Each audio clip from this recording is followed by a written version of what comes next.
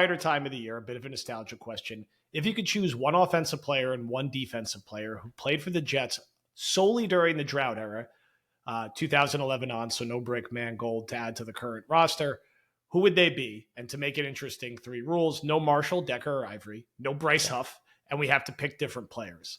So Tricky. let's start defense, and I'm going to pick someone that I don't think anyone would pick because the way his career ended, and he's not remembered favorably at all. I'm going to pick Muhammad Wilkerson, who, even though it ended bad, was really good for a long time and had two seasons over 10 sacks, which is very uncommon for the Jets, before he got paid, and is kind of like exactly what they would need to replace John Franklin Myers, like Wilkerson in his prime. You could argue a couple of the other defensive linemen they had rolling through, but like at his best, Wilkerson was really good. It's why he got a big contract. He was awesome in 2013 and 2015 in particular. And as an area of need, that's where I'd go with defense. What's your defense answer? And then we'll hit offense.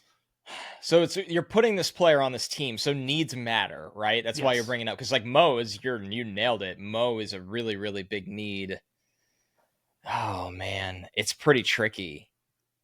It's really tricky because they haven't had, I'm trying to think, they haven't had like a great safety during that era, right? Doesn't it always feel like they kind of just shrug their shoulders at safety? Yeah.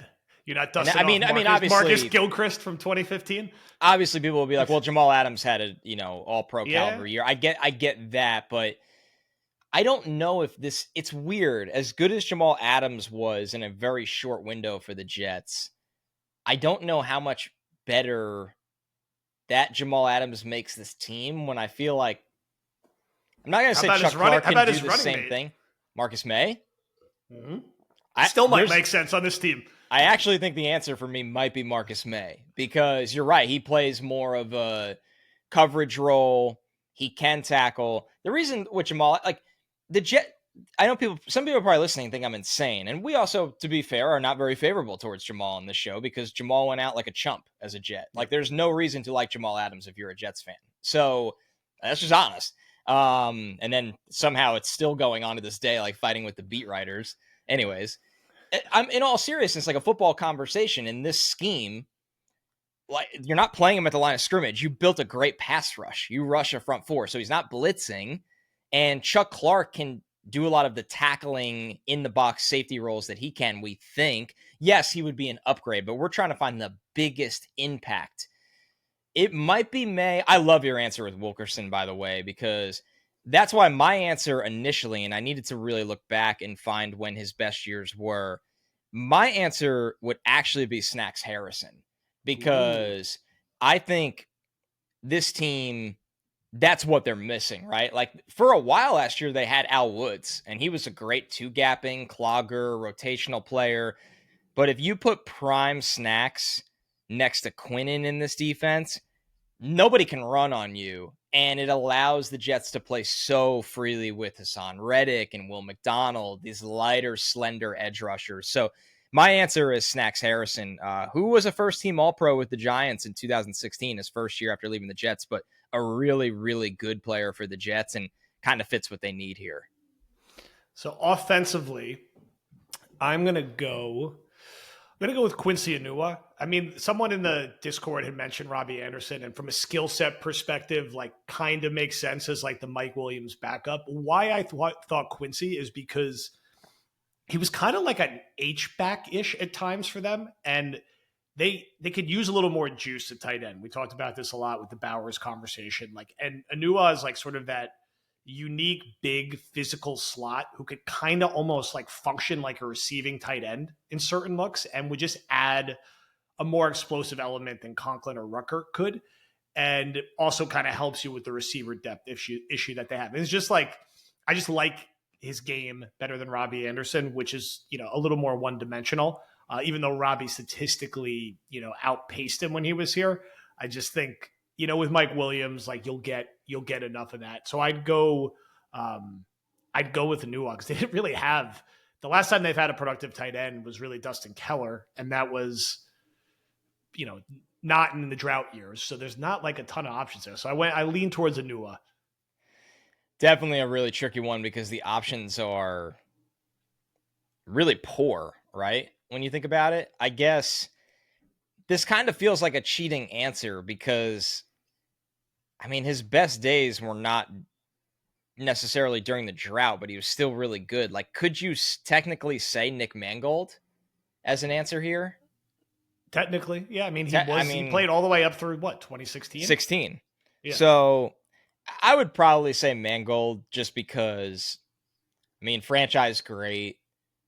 We're really excited about Joe Tippmann, besides the fact there's some injury risk there, but it's like, that's a big upgrade. If you put Nick Mangold on this line, like He prime was Nick at practice Mangold, the other day, by the way. yeah, Looking lean and mean. He's around quite a bit, it feels like, with the Yes. Jets. Also been on this podcast. Shout out. Right. And I Friend of think the he's brand. done some podcasting with Mark Sanchez, which is Yep. always really entertaining. I mean, yeah, Mangold, he was still in his prime during the first half of the drought, the first couple of years of the drought. So if you put this line and you said, okay, Tyron Smith, I mean, we could go, what's your nickname for John Simpson? Warrior Lakin. It's so perfect. I mean, you could put Tippmann at left guard instead. Yeah. Mangold, AVT, and Morgan Moses. Like, that's probably my answer because it's hard to find a receiver when you start the question with saying you can't do Marshall or Decker. Yeah. I mean, yeah, it's Jeremy Curley, but he's not like that what they need really. No, it's not what they need. No, this question was phenomenal. It's not as easy as you think because it's a hard one. You are going by need, and you are going by a very bad era of Jets football where, I mean, it's so bare bones on the offensive side of the ball. Like what you're like, you picking a Nunwa and me picking the second half of Mangold's career, because there's really just no receivers to pick after you take those two out. Yeah, that's crazy to me. Crazy. A good one. All right, so before we wrap with talking about what I think, I'm just pulling this one out of thin air because I'm going to save a couple other questions for the pod. What I think the top 5 quarterbacks in Jets history are. Want to remind you guys, sign up for Underdog with promo code Badlands. Do it right now because they have a pick 8 for the NBA Finals. Also do it because we have a best ball draft live and there's 2 spots left, and I'm going to bully Connor into taking one of them. So there's 1 spot left. So go sign up, $10 buy-in. We're going to have one every couple weeks leading up to the season with NFL Pick'ems also ramping up soon. Promo code Badlands. You get a deposit match of 50% up to $250. So check out for the link in the bio.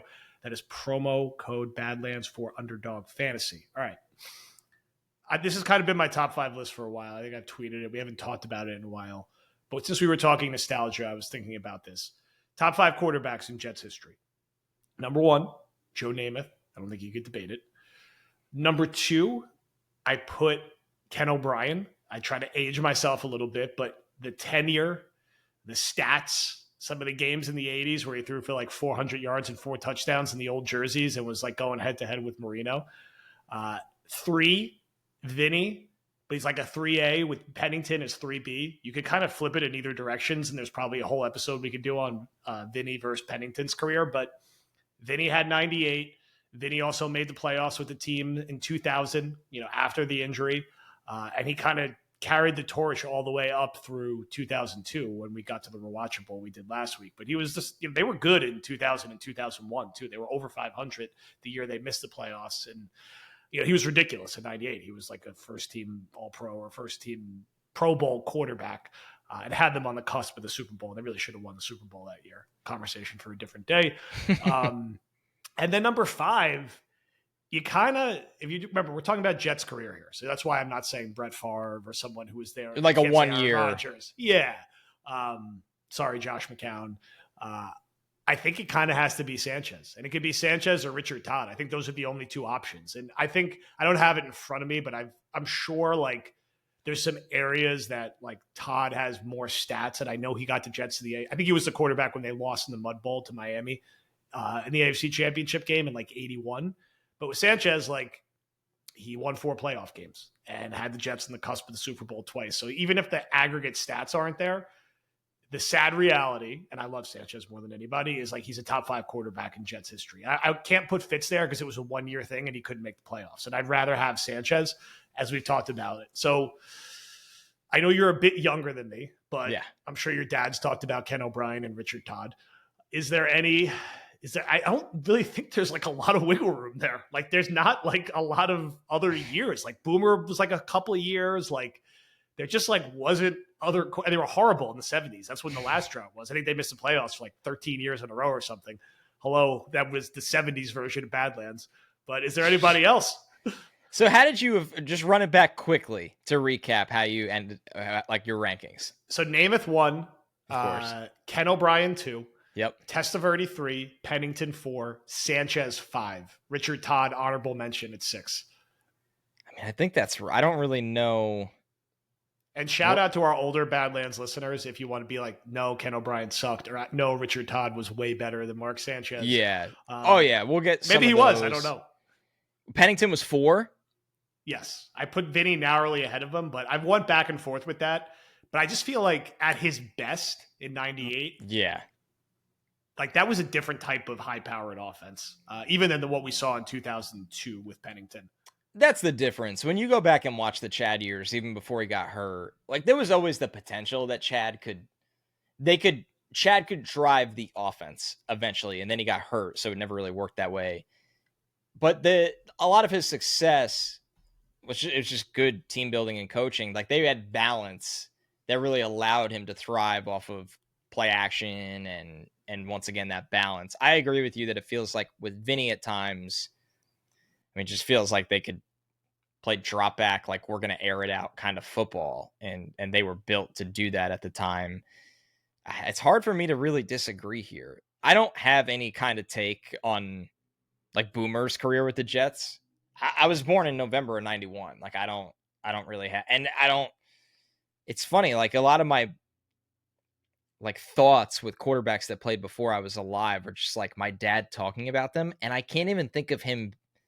Like, I don't remember him talking about Boomer's Jets career ever. Well, wasn't much there, unfortunately. I feel like it was like past his prime, and like they were bad. I mean, that was like the 1-15 year. I think he got hurt, and they were playing Frank Wright, but another shout Their out. best year with him, they were 8-8.